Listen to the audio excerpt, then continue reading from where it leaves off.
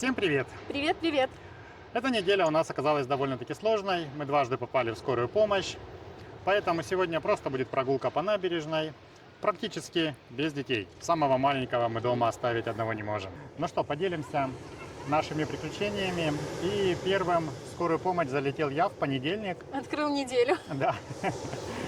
Хотя все так хорошо начиналось. В понедельник была классная погода, вечер такой был теплый. Мы прогулялись по набережной. Мне так просто было не очень хорошо на прогулке. Ну, я думал, поболит, да пройдет Бог. Вернувшись домой, еще часик потерпел и уже ближе к ночи понимаю, что терпеть, наверное, больше нет смысла. Надо собираться в скорую помощь. У нас страховка GPI. Мы позвонили в страховую, сказали, что нужна скорая. На что нам ответили, что в Батуми нет от них скорой помощи и необходимо звонить в государственную. Ну и тут как бы я понимаю, что провайдер у GPI это медцентр. И, соответственно, нет смысла ждать, пока скорая приедет, пока я с ними уеду. Вызвали такси и сами доехали. Мне, в принципе, сразу стали оказывать помощь. Как только мы приехали, позвали в кабинет УЗИ, сделали УЗИ. Ну и, в принципе, уже, когда делали УЗИ, у меня приступ практически прекратился. УЗИ сказал, что, в принципе, ничего критичного нет. Предложили, едьте домой. Да, и сказали, едьте уже тогда домой. Да. Но я настоял, чтобы врач посмотрел. Ну и пока ждали врача, то поставили капельницу, спазмолитики вкололи, взяли анализ крови, кардиограмму, давление померяли. То есть, в принципе, такой базовый набор. Куда Глеб ползет? Он к морю приполз? Я думаю, да. Пополз парень. Мне скажи, когда его ловить. Хирург посмотрел, сказал, что, в принципе, ничего такого острого нет, можно идти домой. Но предупредил, что нужно задуматься об операции. Поэтому уже всю неделю думаю. Что касается оплаты, то в скорой помощи я не заплатил вообще ничего, потому что страховая полностью оплатила этот вызов, да, 100%. И вот мои теперь анализы, там МРТ, там куча анализов крови, то страховая также 90% покрывает. Единственное, что если решусь на операцию, то мы еще здесь год не прожили, поэтому страховая операции не покрывает, и мне ее придется полностью 100% оплачивать. Зачем я это все рассказываю? На этой неделе опять пошла какая-то волна на ютубе выпусков, в телеграме пишут о том, что страховку можно не оформлять. У кого-то ее посмотрели, у кого-то ее не посмотрели. Серьезно? Да, ребят, страховку в Грузии нужно оформить. В Грузии страховая медицина, и мы не можем быть уверенными, любое может случиться. что произойдет. И вот в данном случае 100% страховая все оплатила. Если бы не было страховой, я бы влетел на приличную сумму денег. Слушай, у меня вот знакомая рассказывала совершенно другую историю. Они проживали здесь, в Батуми, и сложилась критическая ситуация, когда необходимо было обратиться, и вылилось это все в копеечку, и вспоминаю, они уже уехали, ребята эти, но теперь они вспоминают это как очень горький опыт. Лучше бы оформили. Да. Сегодня погода потрясающая. Даже конечно. не верится, что утром был ливень. Да. По времени года, то весна в Батуми самый такой сложный период года, потому что дожди льют постоянно. Вот. Ну и мы это ощутили на себе, да. Тут уже до лета осталось пару дней. Но вот, я очень жду. Да, ты то в курточке, то в шортах, то в курточке, то в шортах.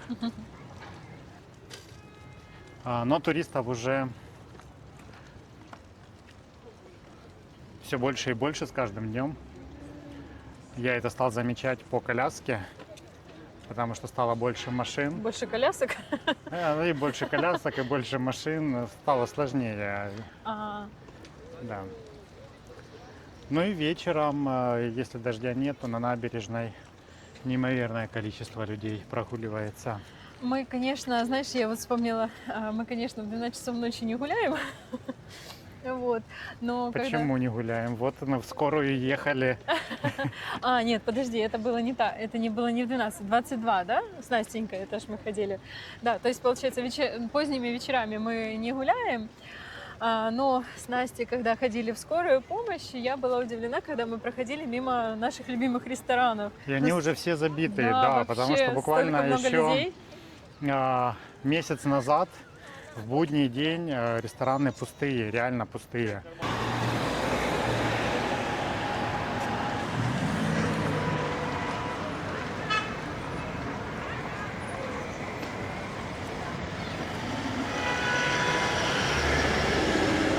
Пойдем, кстати, посмотрим, сколько дельфинарий стоит входной билет, а то мы все собираемся детей сводить и все никак.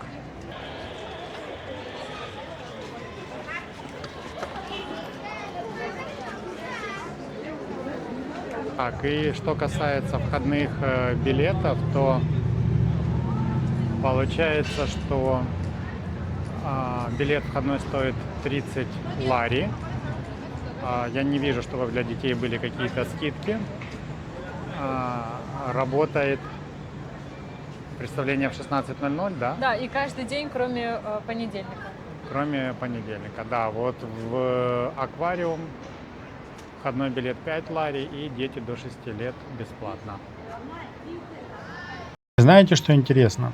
Когда снимаешь видео про жизнь за границей, то может показаться, что наша жизнь состоит только из прогулок у моря, кафе, красивых закатов и каких-то интересных мест. Но на самом деле это лишь небольшая часть нашей недели. За кадром остаются работа, школа, пресс-скул, домашние дела, бесконечные списки задач и обычные жизненные ситуации, от которых никто не застрахован. По сути, в видео попадает всего несколько часов наших выходных, те моменты, когда мы выбираемся всей семьей куда-то погулять, сменить обстановку и просто побыть вместе. А все остальное время мы живем самой обычной жизнью, с ее радостями, заботами и иногда совершенно неожиданными сюрпризами. Что, уже красиво? Очень красиво. Да. Смотри, как классно.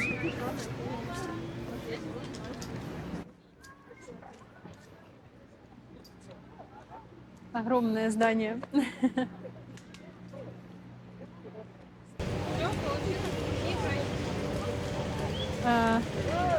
Город словно, так знаешь, как ближе к лету город словно оживает. Люди наполняют улицы. Вообще здорово. Хочется тоже гулять. И здесь мне очень нравится в этом парке. Мне кажется, здесь место силы. Ну и в пятницу у нас Настя отметилась. Я решила пойти с детьми погулять, но у них такое было настроение веселое, и я Олегу говорю: о боже, пошла погулять, называется. Ну, в общем, на самом деле, опять же, все детские площадки надо быть очень аккуратными и там, следить за детьми, но, опять же, тут не угадаешь, дети очень активные, и Настенька наша каталась на качели, упала, все дети падают, да, но она упала на руку. Зная, что в скорую можно прийти, Лера взяла Настю и пошла к нашему провайдеру в медцентр. Прогулялись Оказалось, с ней. что медцентр детей не обслуживает. Поэтому, если кому-то нужно будет, то сначала узнайте, вот в случае экстренной медицины, куда везти детей. Ну и получается, нам пришлось идти в республиканскую больницу. Там мы, наверное, час в очереди, да, прождали? Да, там уже ситуация другая, там уже и побольше людей. Ну и больница сама побольше, и людей побольше. И так как это не наш провайдер, то здесь мы уже оплачивали осмотр врача, но, слава богу, все обошлось. Врач просто посмотрела, сказала, это обычный ушиб. Но она рентген сделала. Рентген сделала, конечно, да? Конечно, сделали рентген, и на основании рентгена сказали, что все хорошо, не переживайте. Республиканская поликлиника, она не является провайдером GPI, поэтому мы уже оплачивали счет.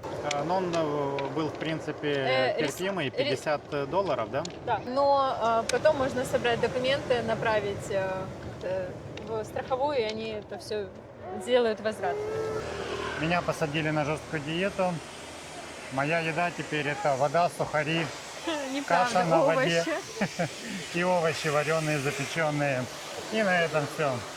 Поэтому надо зайти в овощную лавку, посмотреть, чем я могу разнообразить свои будни. Ну и заодно, может быть, что-то нового из сезонных фруктов появилось. Давайте посмотрим. Заодно покажем вам цены перед сезоном и изменятся ли они в сезон.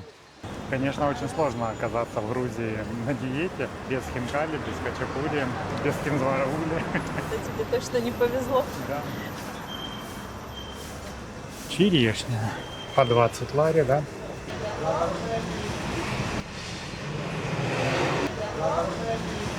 Вкусная. Вкусная? Вот смотри, уже местная мушмула. И По шелковица. сколько она? Что? 10, да? 10, да. Шелковица. Это голубика, да? Да. Так. Батат по 11, он в Керфуре По 17. по 17. Как бы, ну так, разница приличная. Большой? Хорошо. Такой нормальный? Мгм. Может, парочку взять. Ой-ой-ой. Видно, что мальчик.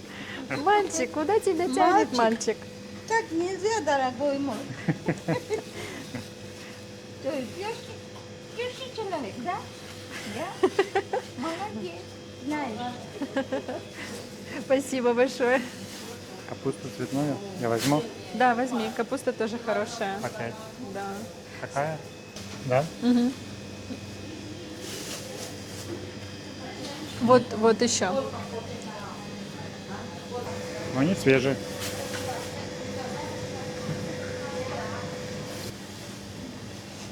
Помидоры вот. И вот такие по 8 розовые. Давай розовые. Или ты красные хочешь? Не-не, давай розовые.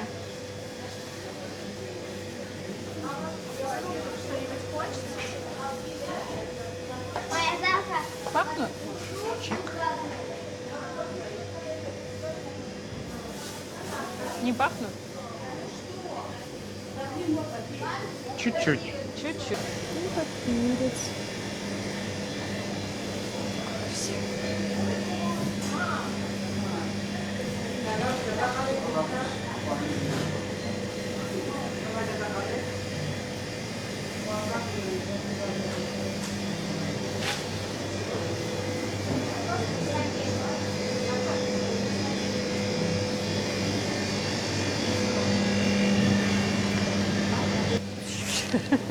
Глеб, не уноси Всё, хватает. яблоко.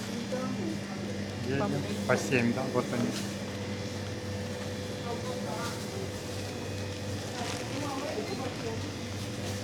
Глеб помогает. Яблочко хорошее? Не очень, да? Ложи, ложи, не очень.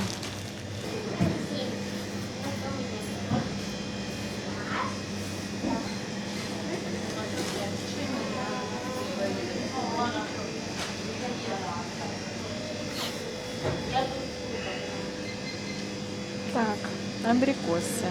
Да? Сколько они? По 10. Груши. Тоже 10. Так, а где Олег? А, вот. И персики. И персики. Тоже 10 твердые. А, хотя есть и мягенькие. По Давай. овощам на рынке Бони цены дешевле, да? Ну, оно-то дешевле, но только туда еще надо топать. Так, мясной, нам надо в мясной еще. Давай дорогу переходить как-то, да? Да. И девочки просят обычных котлет, не белых, не на пару, коричневых. им не Настя, нравятся, да, Настя говорит, котлеты? когда будут обычные коричневые котлеты? Можно вот по 39 один кусочек.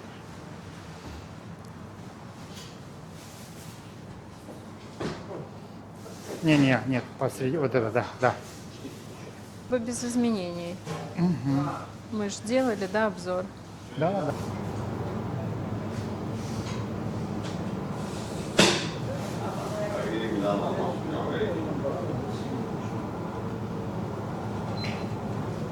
Если смотреть вот обзор, который мы делали, то мясо, говядина, мне кажется, немножко подорожало, а свинина и курица на том же уровне. Вот, так. Вот какая-то такая у нас прогулка. С красивыми видами Батуми. Да, побывали немножко на море. Вот. Перезагрузились возле парка. Да, ну и теперь, может быть, сейчас вечером еще можно будет выгулять детей.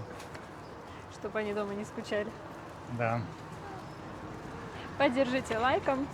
Не забудьте подписаться на наш канал. И до скорой встречи. Пока-пока.